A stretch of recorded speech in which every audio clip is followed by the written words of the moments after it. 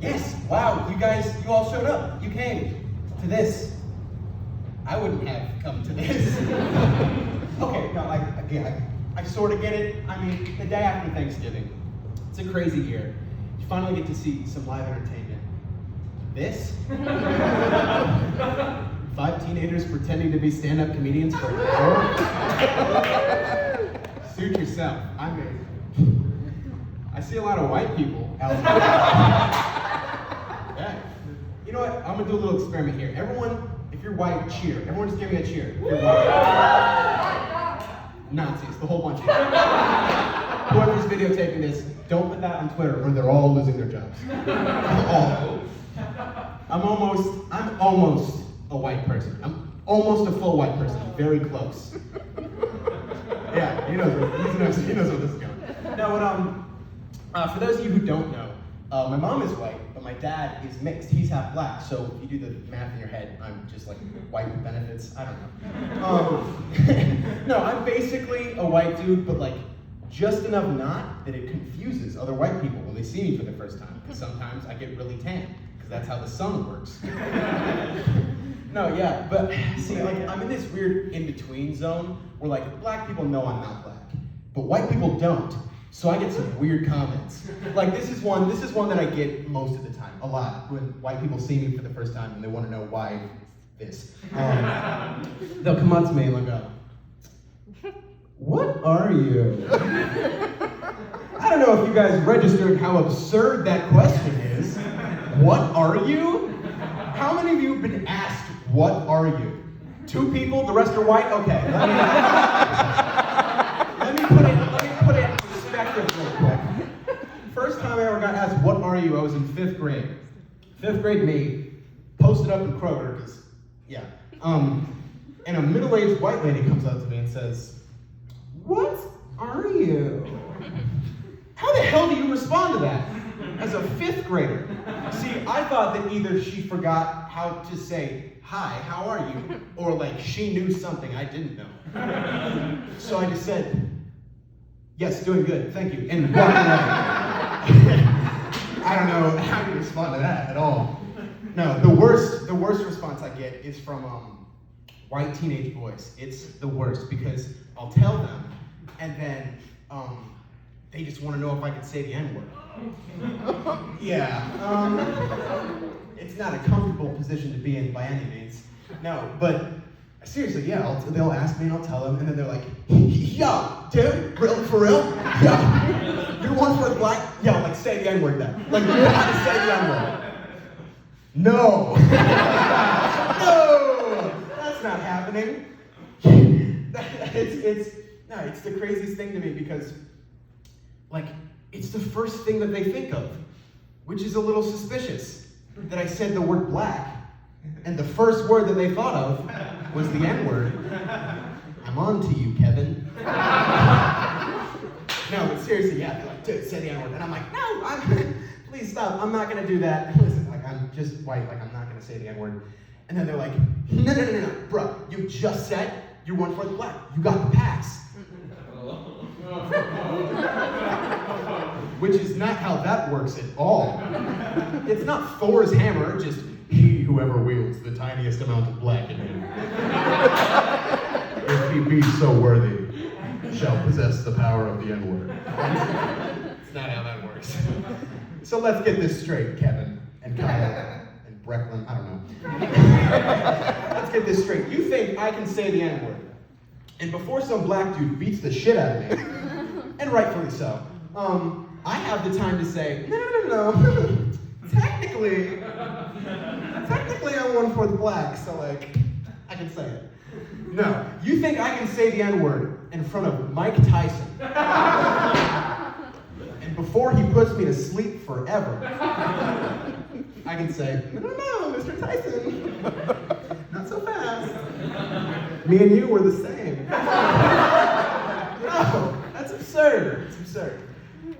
My girlfriend right now, yeah, she, if you didn't know, she's right there. Yeah. No, but she is super into history, so she doesn't like random facts and stuff. And we were driving in a car, a couple months ago. And she told me about this thing called the Paperback Test. You guys heard of this? Yeah. No? Okay.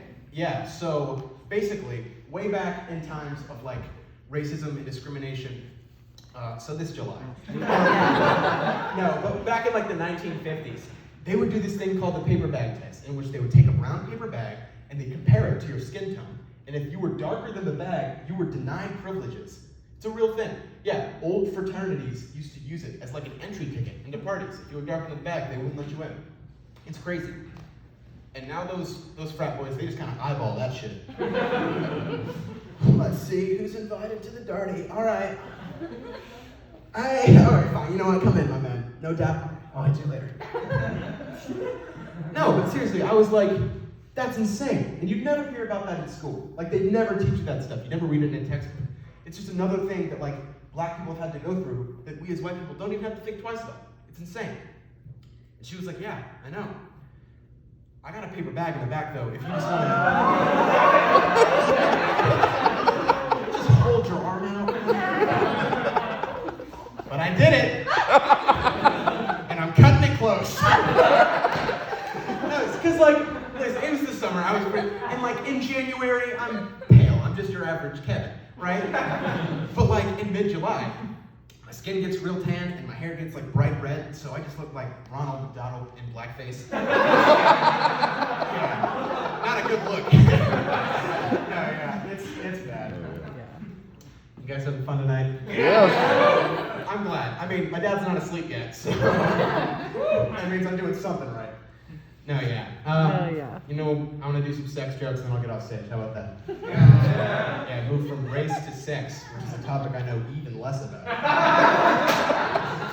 And the reason being is because I've never had sex before. Now I know how you guys really feel about it. I came out here, yeah, guys, you know what? I've never had sex. And you were like, we know. You're doing stand-up comedy. Of course you haven't had sex. Tell us the jokes so I can go home. No, but yeah, I've never had sex, and it's because I'm abstinent. Boo, I know. It's, but and if you don't know what abstinence is, it's basically when your parents tell you one too many teenage pregnancy stories, and it works forever. Like, seriously, they told me what sex was, and then I saw an episode of 16 and Pregnant, and just threw the towel in and said I'm good. 16 and pregnant? That's so young. 16? When I was 16, I was still trying to master airbending in my driveway. How are you pregnant? And I'm 17 now. That was a year ago. And 17 is still pretty young. Like 10 years ago, I was in first grade, and 10 years from now, I'll be dead or something. Yeah, I don't know. But like 16 and pregnant, you know you don't want to be a part of a teenage pregnancy when like someone walks up to you and they're like, hi, I'm a senior in college, and then their kid walks up, and they're like, hi, I'm a freshman in college. And you're like, something doesn't add up there. Going around. No, yeah. Yeah, being abstinent, it's another thing that like, people react really weirdly to. They just don't understand it. Like I told one of my friends, my freshman year of high school, that I was abstinent, and he was like, yeah, okay. Respect the choice, dude, but could never be me. Like, I don't know why anyone would put themselves through that, honestly. Respect the choice and all. Like, bodily autonomy, that's awesome. But like, could never, ever be me. And I was like, it is you. I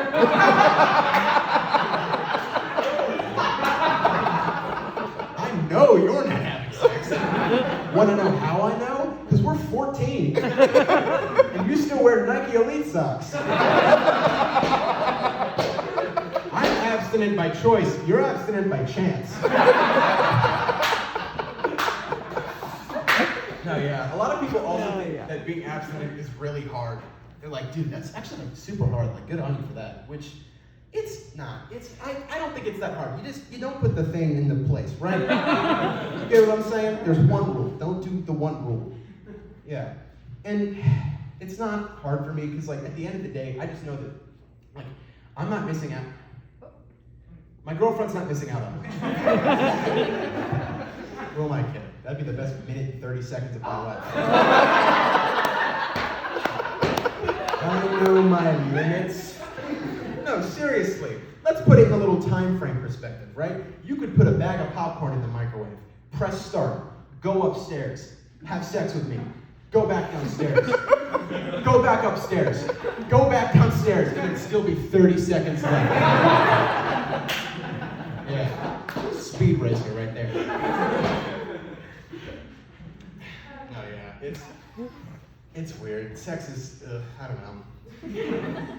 Have any of you guys ever needed to have sex so bad that you do it under a bridge next to a creek in front of a bunch of little kids at the Indy 500? No? Well, boy, do I have the story for you.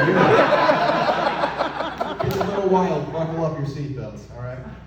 So, we all know what the Indy 500 is, right? It's like one of the most famous things from Indiana, which, I mean, it makes sense, because, like, you know what they say about Indiana, right? What did they say? I'm asking you. Do you know what they don't say jack shit about Indiana? Are you kidding me? Nothing happens here. No, but the Indy 500, it's actually really fun. My whole extended family and I, we all go every year. If you've never been, basically like the race starts at 12 in the afternoon, but everyone gets there at 6 in the morning. And for 6 hours, all these rednecks do is just get hammered before this race. It's insane. You get there and they're like, ready for breakfast, and they just slam a cooler full of Bud Light on a table. Yeah, it's bad. But I mean, I understand why they drink, because race cars. The only way to have fun as an adult watching cars drive in a circle for 3 hours is if you're absolutely plastered. That's the only way to have fun. No, but yeah, so you go before the race, you go to the race, and then after, some people stay and they tailgate for a little bit, and then they just stay and they cook dinner. It's a whole fun thing. But here's where the sex part of the story starts. So my family has this rule for the kids that they're not allowed to go to the race until they're 10 years old, because they didn't want us to see or hear anything like vulgar. So you know where this story is going. No, yeah, so it's 2013, it's my first race, I'm 10 years old, and I'm surrounded by drunk adults, which is strike one. But we're at the tailgate portion of the race, where it's after the race, and me and my cousins are all playing down by this creek, which is away from where we were tailgating. And I kid you not, this story is 100% true. This actually happened. We're all playing by this creek, and off in the distance, we see a hairy-ass, fully naked grown man just stanced up next to a tree like this.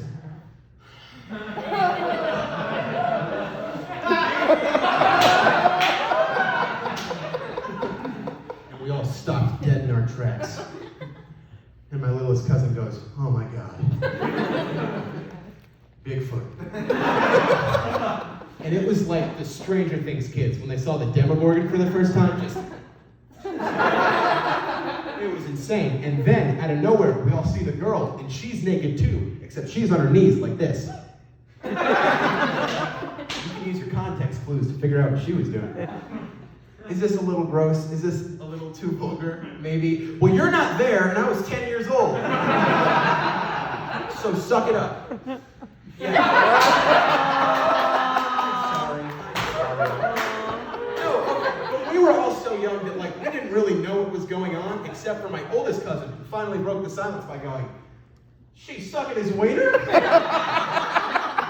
And the moment he said that, it was like a bomb went off. We all just ran in different directions. At one point, we all met up on top of the bridge and just started like jumping up and down and stomping, like that was gonna make him stop. And like 10-year-old me is sitting there through the cracks of this bridge watching Adam and Eve have sex. And I'm just thinking like, this guy has to be a bridge troll. Like, she wanted to cross the bridge. And he was like, "Who goes there?" And instead of having to answer a riddle, she had to fuck him. Yeah. No, but it was awful, because that was my first race, and I thought, like, from then on, that was like a normal occurrence. Which it's not, by the way. We scouted years after. No, but it's not. I thought that was like how you christened your first race or something. Like, you ain't never really been down the Indy 500 unless you got your dick sucked under that bridge down there. That's a good race. That's a good race there, right there. That's a great race.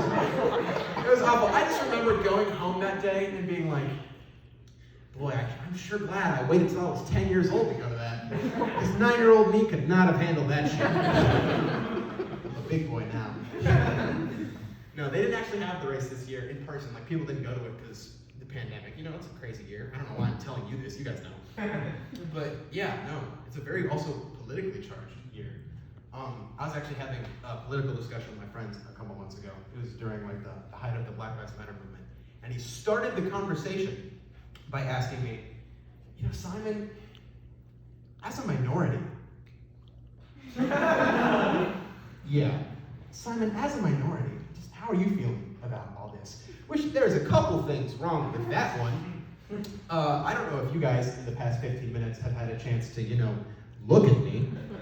But do I look like I've been through the same struggles that black people have gone through? Absolutely not. Do I look like I've ever had a problem with the police? I grew up here in Fishers. If someone commits a crime here, it makes national news. Like, no, I've never even been pulled over by the police. You want to know what I would do if I was pulled over by the police? I'd do this. I'd say, well, golly, officer, sorry for inconveniencing you this fine evening. If you don't mind my saying so, I'm just going to reach in my pocket, pull out my license. Don't worry, son. I don't think you're a threat. You don't match any descriptions. Don't worry. Well, actually...